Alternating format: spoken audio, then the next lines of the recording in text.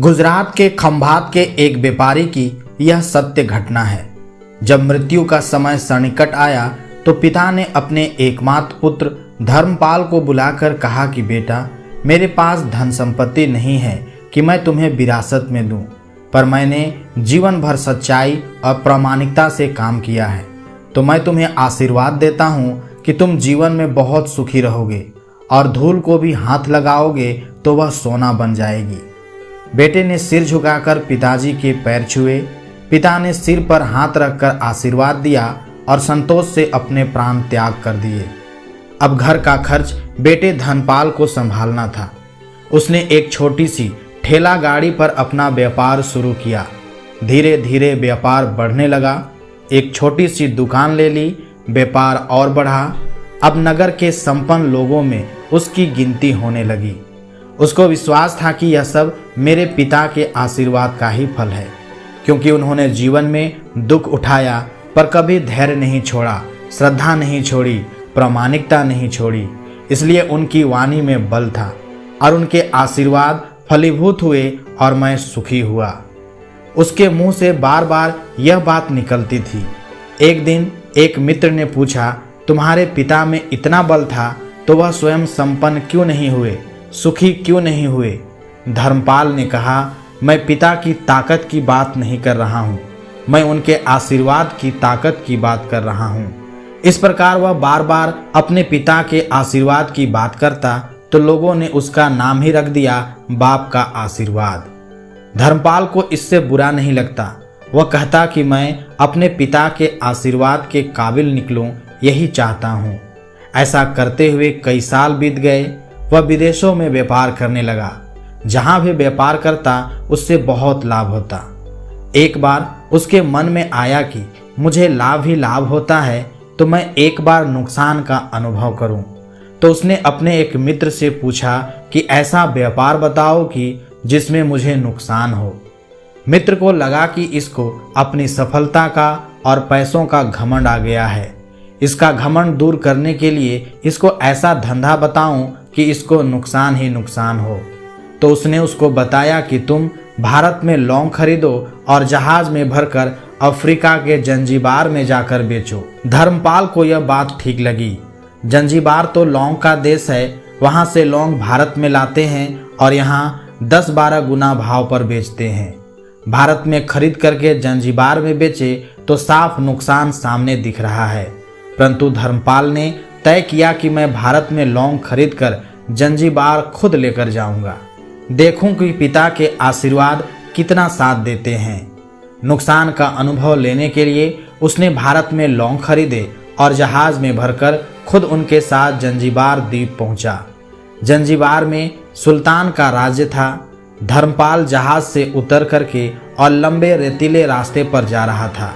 वहां के व्यापारियों से मिलने को उसने सामने से सुल्तान जैसा व्यक्ति पैदल सिपाहियों के साथ आता हुआ दिखाई दिया। उसने किसी से पूछा कि यह कौन है? उन्होंने कहा, यह सुल्तान है। सुल्तान ने उसको सामने देखकर उसका परिचय पूछा। उसने कहा, मैं भारत के गुजरात के खंभात का व्यापारी हूँ और यहाँ पर व्यापार करने आया हूँ। सुल्तान ने उसको व्यापारी समझकर उसका आदर किया और उससे बात करने लगा। धर्मपाल ने देखा कि सुल्तान के साथ सैकड़ों सिपाही हैं, परंतु उनके हाथ में तलवार, बंदूक आदि कुछ भी ना होकर बड़ी बड़ी छलनियां हैं। उसको आश्चर्य हुआ। उसने विनम्रतापूर्वक सुल्तान से पूछा, आपके सैनिक इतनी छलनी लेकर के क्यों जा रहे हैं?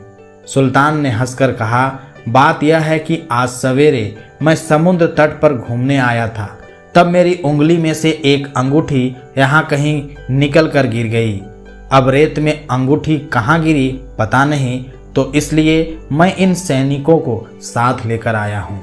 यह रेत छानकर मेरी अंगूठी उसमें से तलाश करेंगे। धर्मपाल ने कहा, अंगूठी बहुत महंगी होगी। सुल्तान ने कहा, नहीं, उससे बहुत अधिक कीमत वाली अनगिनत अंगूठी मेरे पास है, पर वह अंगूठी एक फकीर का आशीर्वाद है। मैं मानता हूँ कि मेरी सल्तनत इतनी मजबूत और सुखी उस फकीर के आशीर्वाद से है, इसलिए मेरे मन में उस अंगूठी का मूल्य सल्तनत से भी ज़्यादा है।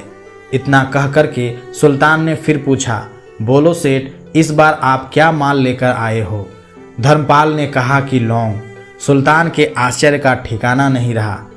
यह तो लौंग का ही देश है सेठ, यहाँ लौंग बेचने आए हो? किसने आपको ऐसी सलाह दी? जरूर वह कोई आपका दुश्मन होगा। यहाँ तो 1 पैसे में मुट्ठी भर लौंग मिलते हैं। यहाँ लौंग को कौन खरीदेगा? और तुम क्या कमाओगे?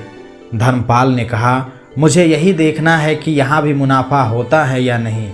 मेरे पिता के आशीर्वाद से आज तक मैंने जो धंधा किया उसमें मुनाफा ही मुनाफा हुआ, तो अब मैं देखना चाहता हूँ कि उनके आशीर्वाद यहाँ भी फलते हैं या नहीं। सुल्तान ने पूछा, पिता का आशीर्वाद, इसका क्या मतलब? धर्मपाल ने कहा, मेरे पिता सारे जीवन ईमानदारी और प्रामाणिकता से काम करते रहे, परंतु धन नहीं कमा सके। उन्होंने मरते समय मुझे भगवान का नाम लेकर मेरे सिर पर हाथ रखकर आशीर्वाद दिए थे कि तेरे हाथ में धूल भी सोना बन जाएगी। ऐसा बोलते बोलते धर्मपाल नीचे झुका और जमीन की रेत से एक मुट्ठी भरी और सम्राट सुल्तान के सामने मुट्ठी खोलकर उंगलियों के बीच में से रेत नीचे गिराई तो धर्मपाल और सुल्तान दोनों का आश्चर्य का पार नहीं रहा। उसके हाथ में एक हीरे जड़ित अंगूठी थी। यह वही सुल्तान की गुमी हुई अंगूठी थी। अंगूठी देखकर सुल्तान बहुत प्रसन्न हो गया। बोला, वाह, खुदा आपकी करामात का पार नहीं। आप पिता के आशीर्वाद को सच्चा करते हो। धर्मपाल ने कहा, फकीर के आशीर्वाद को भी वही परमात्मा सच्चा करता है। सुल्तान और खुश हुआ, धर्मपाल को गले लगाया और कहा, मांग सेठ, आज तू जो मांगेगा मैं दूंगा।